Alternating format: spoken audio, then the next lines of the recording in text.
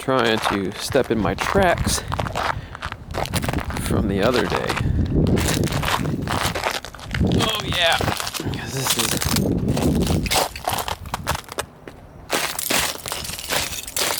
crispity crunchity.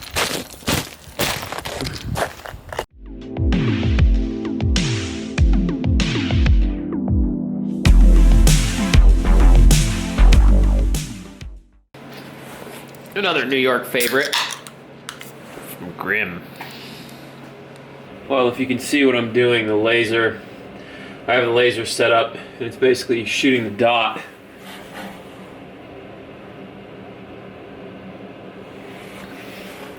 It's shooting the dot up, which is going to tell me where the A-pillar bar is going to start on the main hoop. So what it's doing, it's basically giving me a center line where I can put the A-pillar bar up here and see where it's going to sit elevation-wise. Because if when you move it around on this curve, it's up high and then it comes down low. Trying to keep it somewhat in the middle, a little bit high. It's basically going to stay out of the way of the door, so it won't stick down and get in the way of the door. Just the only good thing about a truck is the roof line isn't super low on this thing, so you have a little more headroom than a car. So that looks good, and what I'll do next is take the line that's going forward towards the front, and then once I square this line off the frame here, if you can see it right here, then I measure over to where the actual bar is going to come down and rest on the frame. And right now, this thing is just kind of eyeball close to parallel, and that's about 6 inches. So just in where it comes over, comes down, and drops is going to be like a 6-inch roll, because the tube is going to roll out basically to make this 6-inch difference up. And then you have to get that bend right, and this is the one that's got to be pretty close. But what I plan on doing is leaving the bar that ties it up top maybe an inch long. That way I can fit the bar back to that and hit the stand down here, because I'm not on I got a pretty small window to hit that outrigger there on the front of the frame. So that'll be the next piece to bend.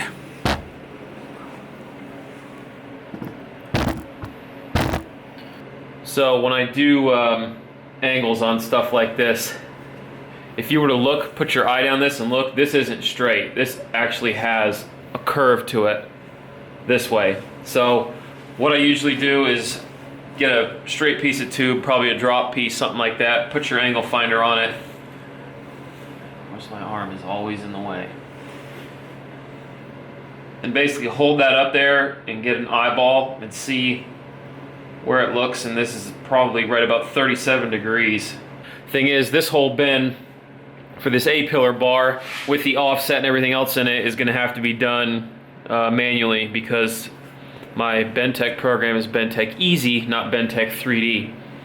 In 3D you could lay this out because you could put the offset in it, tell it, the 5-inch offset, it would angle this guy in, put the bend on the top and all that, but this is going to have to be done manually. So I'll go through how you would begin to do that if you wanted to do that. But first I'll make the paper templates for this. I'll probably make the other paper template for the second bend up top, and that way I can do the same thing and just make the actual piece and know exactly what I'm working with for that, and then we'll figure out the last bend.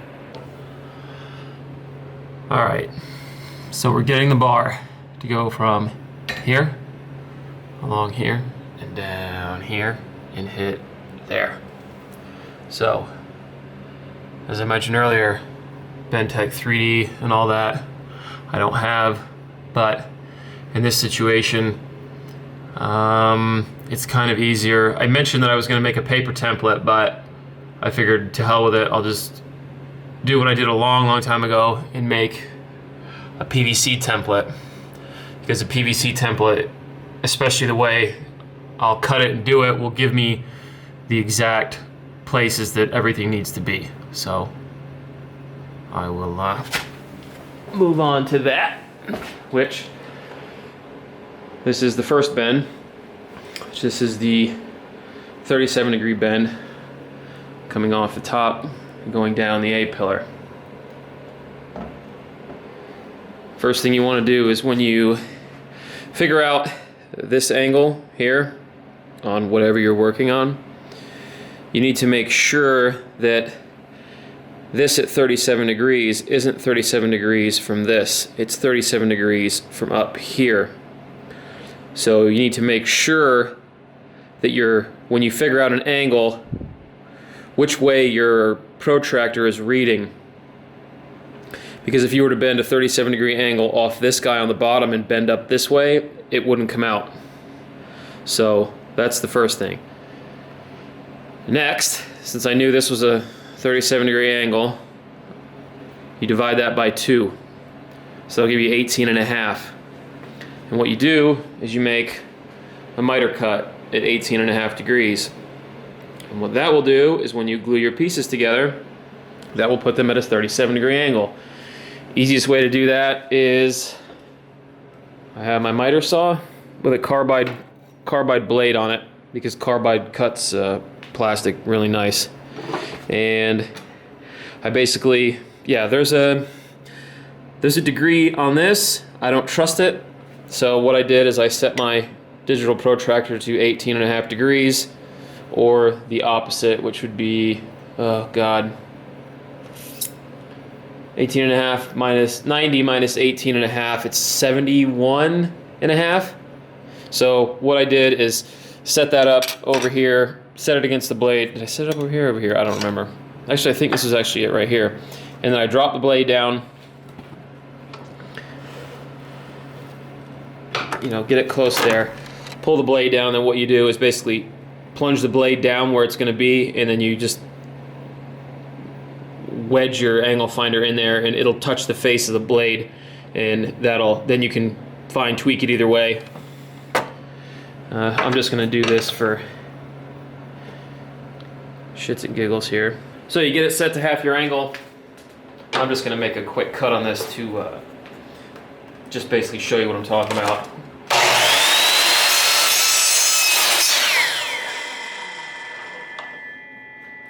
And then you put those two together like so, and there's your 37-degree angle. Now it helps when you glue these things and put them together that you have them on a flat surface, or a flat plane. So I know this 2x4 isn't the flattest thing in the world, but it works well for this, because you basically, as long as this one is flat and this one is flat, and you roll these two pieces when you're gluing it and push them together, and you get a few seconds to just kind of work them back and forth, make sure you got no gaps, and then hold them, and then it glues the joint, and there you go. If you're going to be gluing PVC, I found the Gorilla Glue Super Glue Gel with the green. Works awesome for PVC because, oh, and don't put that shit in your hair.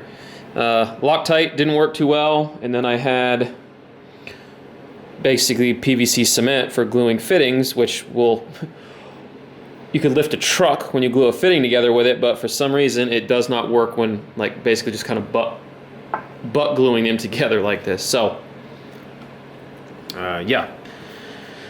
Next thing you're going to want to do is test fit this in where you're going to put it.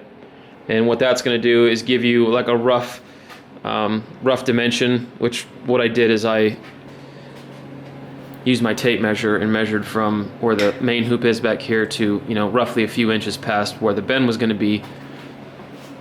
And that's what this piece is.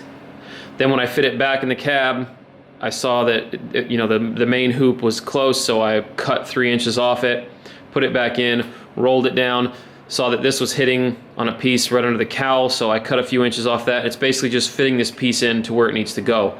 The important part is the piece that's joining into your main hoop, you can cut that short. That doesn't matter, because when you get this all fit in where it needs to go, and I'll show you what I'm talking about, If this thing doesn't touch the main hoop, that's fine, because you will know what the dimension is from here to here, and then let's say there's a 2-inch gap. Well, you know when you bend your steel piece that whatever this to this is, you need to add 2 inches onto that to make that work.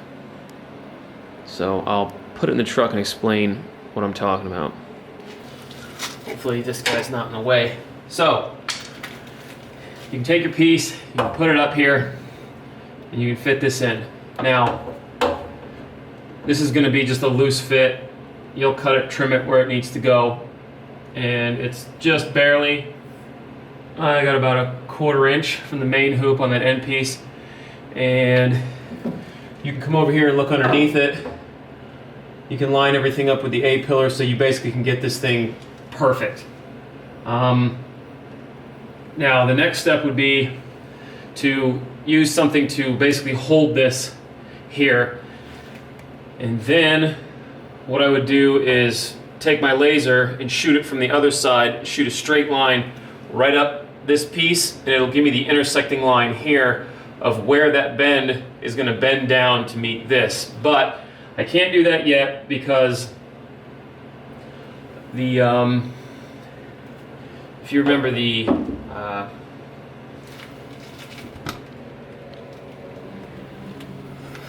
main hoop is still a little uneven with the legs.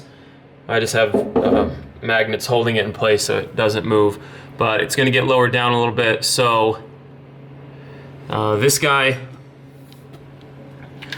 this dimension right here is going to be fine. No matter what I do with the cage or what I do with the main hoop, if I lower it, move it forward, move it backward, that's fine. But from here to here is going to have to be once the main hoop is figured out. Once the main hoop is fit into place and where it's going to be, then I can take this measurement, cut the PVC at the intersection point, and then actually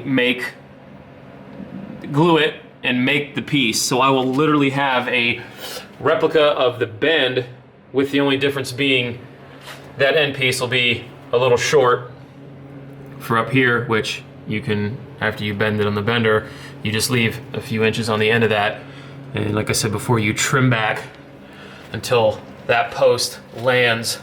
Because what's going to happen is you're going to do that, and this thing is going to be out here a little bit, and then you basically can find your measurement and just trim this back till it hits dead center, and then the whole thing will be good to go.